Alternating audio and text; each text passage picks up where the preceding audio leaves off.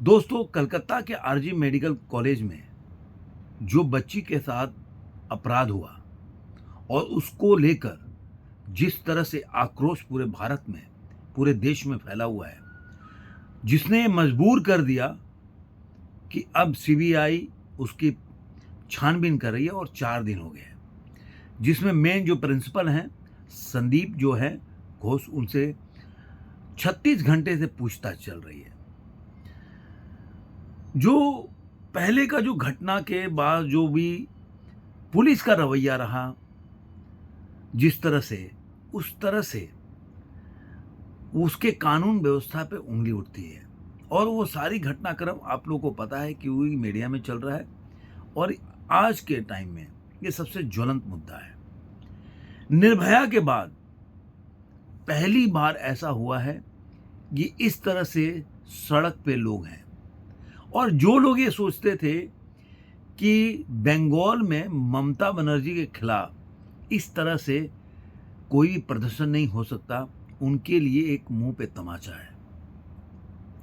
इसके साथ एक और खबर आई कि जो बंगाल में ईस्ट बंगाल और मोहन बगान में जो फुटबॉल का मैच होता है, तो दोनों बहुत बड़े प्रतिद्वंदी होते हैं इनके समर्थक, वो एक साथ कल के मैच में एक साथ प्रदर्शन करने लगे इस बच्ची के लिए, जिसकी वजह से वहाँ के जो बोल सकते आर जो उनका जो रैपिड एक्शन बटालियन है, आरएबी, उनको यहाँ पे मैच को रद्द कराना पड़ा। जबकि जितने भी प्रदर्शनकारी थे वो बहुत ही शांतिपूर्वक जो प्रदर्शन कर रहे थे, बस उन पे लाठी भी चलाया गया।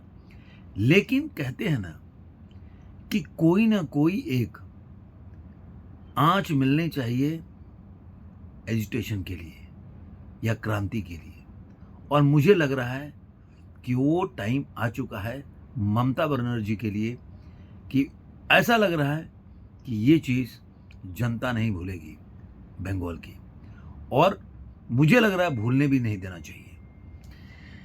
लेकिन सवाल ये उठता है कि आखिर आरजी कर मेडिकल कॉलेज में क्या ये पहली घटना है? तो मैं आपको बता दूं कुछ इसके हिस्ट्री के बारे में, तो आप सुनकर दोस्तों दंग रह जाएंगे। 2001 25 अगस्त को सौमित्र विश्वास एक स्टूडेंट थे, उनका 100 जो है हॉस्टल में लटकता हुआ मिला। ये टाइम्स ऑफ इंडिया का रिपोर्ट है और रिपोर्ट के अनुसार उस समय उन्होंने बताया कि यहाँ पे कुछ गलत कार्य चलते थे, कि बोल सकते हैं कि गलत मूवी बनती थी। उसके अलावा वहाँ पे इसलिए बताया जाता है कि जब जहाँ पे उनका 100 मिला उसके बगल में ही ट्राईपॉड, जिससे वीडियो बनाते हैं, जो भी यूट्यूब में वीडियो बनाता है उसको पता है ट्राईपॉड क्या होता है और रिफ्लेक्टर क्या होता है। ये वहाँ के दोस्तों ने, जो दवी दवान में उनके दोस्त हैं, उन्होंने बताया कि पहले जो वहाँ से बगल में ही रेड लाइट एरिया है, वहाँ से लड़की लाकर वहाँ पे गलत तरह के मूवी को शूट किया जाता था। और कई बार, मतलब मुझे बताने में भी आपको बड़ा साहस करना पड़ रहा है कि उनके फेस को चेंज करके, और जो भी वहाँ पे चाहे बड़े स्टार हो गए या कोई ऐसे मशहूर लोग का फेस लगा के वो करवाते थे। इसी में ही उनकी जो सौमित्र विश्वास की गर्लफ्रेंड थी, उनका भी फोटो लगाकर और बनाया गया, जो बाद में उसका विरोध किए और उसके वजह से ये हुआ। अब ये बताया जाता है कि उन्होंने आवाज़ उठाई, इसलिए उनके माता पिता ने इस बात पे आरोप लगाया कि इसलिए उनकी मर्डर हुई, उन्होंने सुसाइड नहीं किया। और मैं एक बहुत बड़ा बात बता देता हूँ कि उनके माता पिता काफ़ी जगह वो दरवाजे खटखटाते रहे, हर जगह गए कि भाई उनके साथ ये कोई आत्महत्या का नहीं है, उनके बेटे के साथ उसका मर्डर हुआ है, उसकी हत्या हुई है। लेकिन उस समय भी किसी ने नहीं सुना। ये कहानी आगे की है। इसी तरह 2003 में अरिजीत दत्ता ने हॉस्टल के छत से नीचे कूदकर जान दे दिया। उसने हाथों में अपने नस को काट लिया। अब सवाल उठता है कि जो व्यक्ति सुसाइड ही करने जा रहा है, तो या तो नोट्स भी लिख के जाएगा कोई कि मैं सुसाइड कर रहा हूँ, और वो हाथ का नस क्यों काटेगा 2-2 बार। इसके अलावा 2016 गौतम जो पाल थे, प्रोफेसर थे वहाँ के, उनकी सड़ी गड़ी लाश उनके घर पे मिली। जो बाद में लोगों को बदबू आने लगी तो वो वहाँ से गए और उनके लाश को बाद में पुलिस ने बरामद किया। उस पर बहुत से गंभीर चोट थे, लेकिन फिर भी पुलिस ने कोई संज्ञान नहीं लिया। 3 हो गया। चौथी घटना 2020 में 25 साल की महिला डॉक्टर पालोमी साहा ने इमरजेंसी बिल्डिंग से कूदकर जान दे दिया। चौथी घटना है। अब क्वेश्चन है कि वहां भी कोई सुसाइड में कोई नोट नहीं मिला। 5वीं घटना 2023 में 23 साल की डॉक्टर जो इंटर्नशिप कर रही थी सुवरजीत, उसका भी शव उसके घर में पाया गया। ये सब चीज जो है ये आरजी के मेडिकल कॉलेज में पहले हो चुका है। अब आप सोचिए कि उसके बावजूद भी पुलिस ने कोई इतने टाइम तक कोई छानबीन नहीं हुई, कोई इस पे सीरियस कार्रवाई नहीं हुई, कोई इन्वेस्टिगेशन नहीं हुआ, सब केस को रफा दफा कर दिया। इसके साथ ही एक सवाल उठता है कि ममता बनर्जी तो बाद में आई, तो उसके पहले आखिर ऐसा क्यों होता रहा? ये सवाल का जवाब मैं बाद में दूंगा आखिर वीडियो में। पहले थोड़ा संदीप घोष के बारे में जान लें। ये संदीप जो घोष हैं, ये आरजी प्रिंसिपल हैं वहाँ के। इनके ऊपर सबसे पहला आरोप यह है कि वो जब अपॉइंटमेंट हो रहा था एज ए प्रिंसिपल, तो नंबर के हिसाब से 16वें नंबर पे थे इंटरव्यू में। फिर भी इनका वहाँ पे प्रिंसिपल के पद पे इनको बैठाया गया। इनके ऊपर कई आरोप लगे, जैसे कि आपको बोला जाएगा कि बायो जो वेस्ट होता है उसको सेल करने का, या यहाँ तक आया कि जैसे न्यूज़ में आ रहा है कि उसको बांग्लादेश में कोई रवि है उसको सेल किया जाता है। उसके बाद ये भी बताया जाता है कि जो टेंडर होते हैं, जो आपने देखा होगा कोई ऑक्शन होता है कि भाई जो वेस्टेज है उसको बेचा जाता है या कहीं के बाहर के सामान खरीदा जाता है, तो टेंडर को मैनिपुलेट करते थे, ये भी है। उसके अलावा 2 बार उनका ट्रांसफ़र हुआ, लेकिन अचानक से इनके ट्रांसफ़र को रोक दिया गया। इनके ट्रांसफ़र नहीं हुआ, इनके इतने पावरफुल है। इसके अलावा इन पे ये भी आरोप है कि जो फॉर्मर सुपरिटेंडेंट ऑफ पुलिस थे अली, उन्होंने बताया कि वो जो भी बच्चे फेल हो जाते थे, जो वहाँ पे पढ़ते थे, इंटर्नशिप करते थे, उनको 20% पैसे लेकर और उनको पास कराया जाता था। ये सब मैंने बताया कि एलिगेशन है, वो अली हैं, वहाँ के सुपरिटेंडेंट रहे हैं पहले के। इस तरह से अख्तर अली ने इसके पहले जो आंकड़ा आवाज़ उठाया था इसके खिलाफ, और एक स्टिंग ऑपरेशन भी आया था इसके खिलाफ, लेकिन हुआ कुछ नहीं। हेल्थ डिपार्टमेंट में विषय में कंप्लेन भी किया गया। अब देखिए यहाँ पे जो हेल्थ डिपार्टमेंट में जो कंप्लेन किया गया इसके बारे में जांच करने के लिए कि इस तरह की धांधली हो रही है वहाँ पे जो हॉस्पिटल है उसमें, तो मुझे एक जो यहाँ की कार्रवाई है उसकी तरीके से मुझे नेशनल हेराल्ड केस का याद आता है। दोस्तों, आप लोग जितने जानते हो नेशनल हेराल्ड में क्या था कि यंग इंडिया और नेशनल हेराल्ड और कांग्रेस पार्टी का कोषाध्यक्ष, ये तीनों लोग मिलकर पैसे एक दूसरे को अप्रूव कर रहे थे, और तीनों के पद पे मोतीलाल बोरा थे। मतलब मोतीलाल बोरा ने मोतीलाल बोरा से बोला कि मुझे पैसे चाहिए, तो मोतीलाल बोरा ने मोतीलाल को, जो कांग्रेस के कोषाध्यक्ष हैं, उनको बोला कि भाई इनको पैसे दे दिया जाए। और इसी तरह यहाँ भी है कि जब मैं बोलूँगा तो आपको समझ में आएगा कि हेल्थ डिपार्टमेंट को जब बोला गया तो विजिलेंस को बोला, विजिलेंस ने होम मिनिस्ट्री को बोला, होम मिनिस्ट्री ने संज्ञान लेके फिर इसको बोला कि भाई जो भी है हेल्थ मिनिस्ट्री इसको जांच करे। अब जितने भी जगह बताया, चाहे विजिलेंस हो, हेल्थ डिपार्टमेंट हो या होम मिनिस्ट्री हो, सबके जो शीर्ष पे कौन बैठा है, एक ही नाम है, ममता बनर्जी। तो अब सोचिए कि कोई मेरे खिलाफ आरोप है, मेरे को ही उसकी जांच करनी हो, ये एक बात बता रहे। अब इसमें एक संदीप घोष के बाद एक दूसरा नाम जुड़ता है, विनीता गोयल। ये कोलकाता के कमिश्नर हैं। अब इनकी भी हिस्ट्री थोड़ा जान लीजिए आप।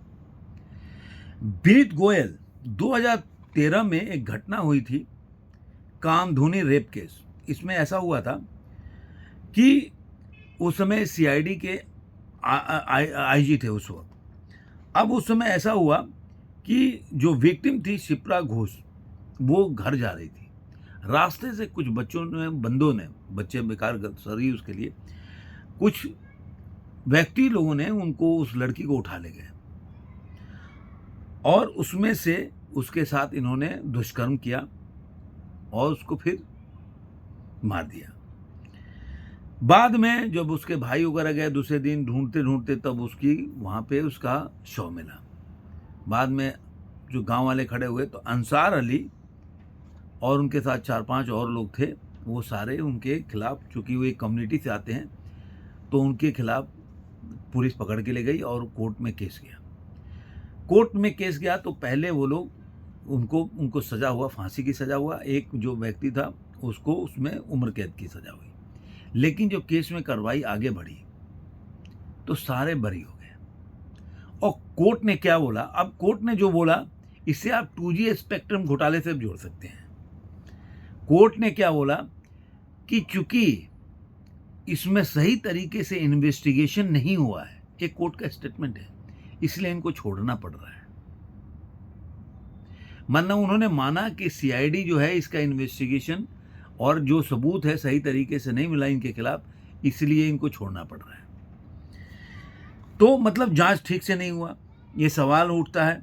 क्योंकि जो आपको बोल सकते हैं कोर्ट का वक्त, यहाँ पे जो साकिब फाउंडेशन है इस तरह से, और जो जज थे उन्होंने ऐसा बोला। अब देखिए, इसमें एक और चीज़ आपको बता देता हूँ कि अब ये क्यों 2G स्पेक्ट्रम से उठा है। जब 2013 की बात है, 2012-13 की, जब सीबीआई कोर्ट में जब केस में सारे लोग जो राजा थे और कली मुर्गी थे लोग बाहर आए, तो कोर्ट ने ये भी वहीं पे बोला कि सीबीआई ने जो भी इनके खिलाफ जो भी चार्जेस थे उसको उसके हिसाब से सबूत प्रेजेंट नहीं कर पाई कोर्ट में। अब मान लीजिए आपको किसी को बरी कराना है, तो आप क्या करोगे? आप यही करोगे ना कि आपने तो चलो इन्वेस्टिगेशन शुरू किया, लेकिन अंत में कोर्ट में मामला जाएगा तो उसको सज़ा तभी मिलेगी जब उसके खिलाफ सबूत होगी। तो सबूत आप दोगे नहीं तो बाद में छूट जाएगा, आपको दिखाने के लिए भी हो जाएगा, देखो हमने जांच कराया, सीबीआई की जांच का भी ऑर्डर दिया, लेकिन हुआ कुछ नहीं, क्योंकि इनके खिलाफ कुछ बात ही नहीं थी। तो ये सब चीज़ें जो है, मैंने आपको बताया कि ये जो चीज़ें हैं, जो संदीप घोष है या विनीत गोयल है, उस समय भी और आज भी इस मामले को रफा दफा करने के लिए जैसे ही मिला वैसे इन्होंने पहले इसको सुसाइड घोषित किया। और जिस तरह से 7,000 लोग उस पर, बाद में कोर्ट ने उस पर ऑर्डर भी दिया कि भाई देखिए किस तरह से 7,000 लोग उसमें घुस सकते हैं बिना पुलिस के ही, तो मतलब फिर तो बोल सकते हैं कि कहीं ना कहीं इंटेलिजेंस का फेल्यूर है। तो कोर्ट ने अच्छे तरीके से इसको संज्ञान में लिया, इसलिए सीबीआई के पास कोर्ट गया। अब मेरा एक ही कहना है कि जो सीबीआई है, मुझे तो उम्मीद नहीं है कि सीबीआई इसमें कुछ कर पाएगी, क्योंकि सुशांत सिंह केस का मुझे आज भी याद आता है कि मीडिया में ऐसे ही महीने तक बना रहा न्यूज़, टीआरपी बनने रही, हर न्यूज़ चैनल पीछे लगे रहे कि सीबीआई से पूछताछ कर रही है, ईडी से पूछताछ कर रही है, आज इसको बुलाया कल उसको बुलाया और ये पकड़े जाएंगे, इनका नाम आ रहा है उनका नाम आ रहा है, फिर वो धीरे धीरे गायब हो गया। आज तक वो केस कहाँ तक पहुँचा, उसका जो एम्स में जो उसका जो पोस्टमार्टम का वैसरा करा था, वो जाके चेक हुआ, उसका क्या रिपोर्ट आया? कुछ भी नहीं है, नींद बटा सन्नाटा, कुछ नहीं है। तो मुझे यही उम्मीद है कि इस पे भगवान करे ये कुछ निर्णय आए और सीबीआई कुछ कर पाए, क्योंकि मुझे तो उम्मीद नहीं लग रहा। जनता जो सड़क पे है वो अगर फोर्स करके कुछ करा सकती है, क्योंकि ये सुशांत सिंह से बड़ा आंदोलन है, केवल सोशल मीडिया पे नहीं है, सड़कों पे आंदोलन है। जिस तरह से निर्भया के टाइम पे हुआ था दिल्ली की सड़कों पे, तो निर्भया के टाइम में केवल दिल्ली की सड़कों पे हुआ, ये पूरे इंडिया में चल रहा है। तो जनता अगर चाहे तो कुछ भी करा सकती है। बाकी सीबीआई 4 दिन हो गए, क्या उसने जांच किया कुछ भी पता नहीं है, क्या आगे आने वाला है ये तो भविष्य के गर्त में छुपा हुआ है। लेकिन अभी तक का जो मामला चल रहा है, जनता सड़कों पे है और ये आ रहा है कि सीबीआई उसका जांच कर रही है, उसके जो उसका जो संजय राय है जिसको मुझे तो ऐसा लगता है कि संजय राय अकेला जो है, इसीलिए मेरे को सीबीआई पे भी शक हो रहा है थोड़ा, क्योंकि उसके ऊपर ऐसा ना हो कि एक व्यक्ति के ऊपर डालकर, क्योंकि अगर ये चीज़ें आप सोचिए कि गलत तरह से मूवी बनती थी वहाँ पे और तरह तरह के लोग आते थे वहाँ पे और इस तरह का रैकेट चलता था वहाँ पे, ये सब बात कहीं भी जांच में अभी तक उन ऐसे लोगों से पूछताछ नहीं हुई है कि आखिर इसका जो घटना का आगे पीछे का राज क्या है, साजिश क्या है, वो पता चले। वही संजय राय जो बंदा है जिसके ऊपर उसका मेंटल टेस्ट हो रहा है, तो ऐसा ना हो कि भविष्य में सारा ठिकरा उसके ऊपर फोड़ दिया जाए और जो बाकी लोग हैं वो आराम से बाहर निकल जाए। एक व्यक्ति के ऊपर सारे ठिकरा फोड़ के कि इसकी वजह से व्यक्तिगत रूप से किया और ये ऐसा घटना घट गई। आप सोचिए कि जो जो वहाँ पे बंदी थी जिसके साथ बच्ची के साथ दुष्कर्म हुआ, वहाँ उसके साथ ना जो प्रताड़ना, जो आपने पोस्टमार्टम रिपोर्ट भी देखा होगा, मीडिया में चल रहा है, उस स्थिति में बंदी चिल्लाएगी ना तो मोहल्ले के बाहर तक आवाज जाएगा और वहीं पे बैठे हुए डॉक्टर नहीं सुन रहे थे। काफी कर्मचारी होंगे, हॉस्पिटल तो काफी लोग होंगे वहां पे, तो वो नहीं सुन पा रहे थे। इतना बड़ा हॉस्पिटल में कोई व्यक्ति का पूरे रात में सन्नाटा हो जाता होगा। इसका मतलब है कि पूरे लोग मिले हुए थे, या तो कोई दबी जुबान में डर से नहीं बोल रहा था, कोई लोग इसमें संलिप्त थे।